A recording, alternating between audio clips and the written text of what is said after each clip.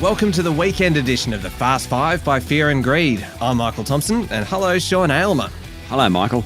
Sean, on weekdays it's all about the Fast Five, the top 5 business stories in 5 minutes, but on the weekend we still keep it to 5 minutes, obviously, but we're going to pick out the biggest story of the week, the sleeper story, the one that's kind of flying under the radar a little bit, the most remarkable story, and then our favourite stories. So let's jump into it. Biggest story of the week, what was it for you?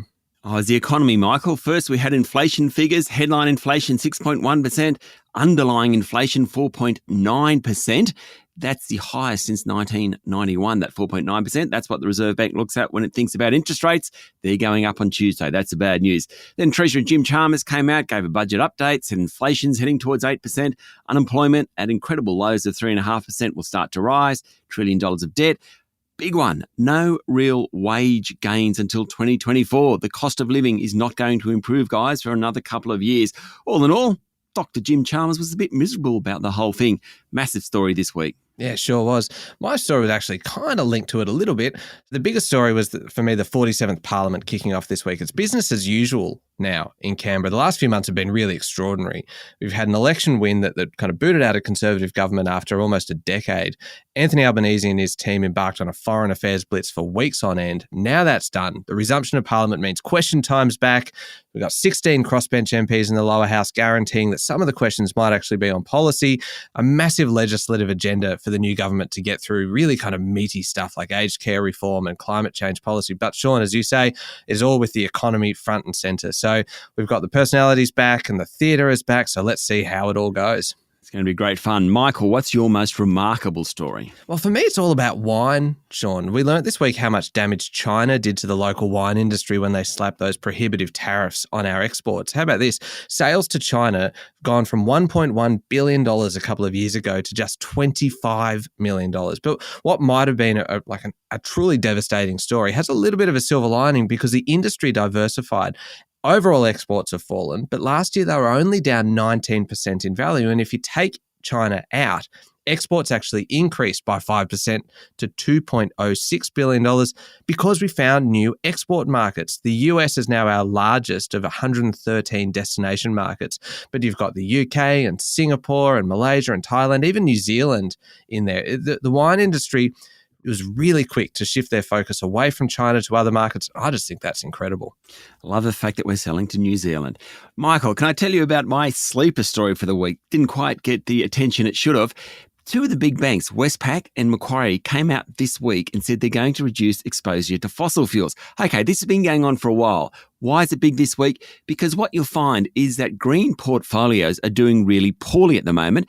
Energy stocks, Woodside, Santos, Whitehaven, those sorts of portfolios are doing really well. Notwithstanding that, these big banks are coming out and saying, actually, we're going to shift away from those major energy companies and think more about renewables. The trend is inevitable. The fact that the big banks, even in a golden period for energy companies and fossil fuel companies, are shifting away, I think that's really fascinating. Didn't get a lot of attention this week. What about you? Mine actually makes a lot of sense when you think about it. APRA, the banking regulator, wants to create a new standard for third parties involved in financial services. The way I like to think about this, Sean, is that banks and super funds and the rest are actually really, really good innovators. They're embracing technology and working with fintechs like never before. But a lot of those third parties that they're using are unregulated in terms of their involvement in financial services. So now APRA wants to change that to kind of improve risk management. It's good for consumers, but it is a big change. It really is a sleeper story. Sure is. Now, Michael, we do this at this point of the show every week. We like to talk about our favourite story, not always that business related. I'm keen to hear what yours is. Oh, look, mine this week is kind of business related. It's about the French authorities fining shopkeepers who leave the door open when they've got the aircon going. It makes sense when you consider that there's been a heat wave rolling through Europe and an energy crisis, so there's really a crackdown there. If a French retailer fails to shut the door when the aircon's running, that's a €750 fine. An illuminated sign left on between 1 a.m. and 6 a.m. will earn a €1,500 fine. Isn't that incredible? It's part of a much broader plan to reduce energy reliance on Russia, really, in case the gas supply is cut off. France wants to cut energy consumption by 10% in the next 2 years. The best part of it, though, for me, Sean, is the fact that it's called an energy sobriety plan. How good's that? That is fantastic. I think that is almost my favourite story too. Just a quick shout out to Adele, the singer. She's taking residency at Caesar's Palace between November and March this year. Tickets are selling for up to $41,000 a pop. Highest ever. From Liberace and Elvis through to Britney Spears, Lady Gaga, Katy Perry, Bruno Mars have all done it.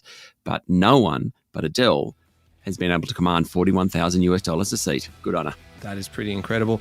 There we go, 5 minutes and pretty much everything you need to know in the world of business. Thank you very much, Sean. Thank you, Michael. We'll be back on Monday morning with the top 5 business stories in 5 minutes. I'm Michael Thompson, and this is the Fast 5 by Fear and Greed.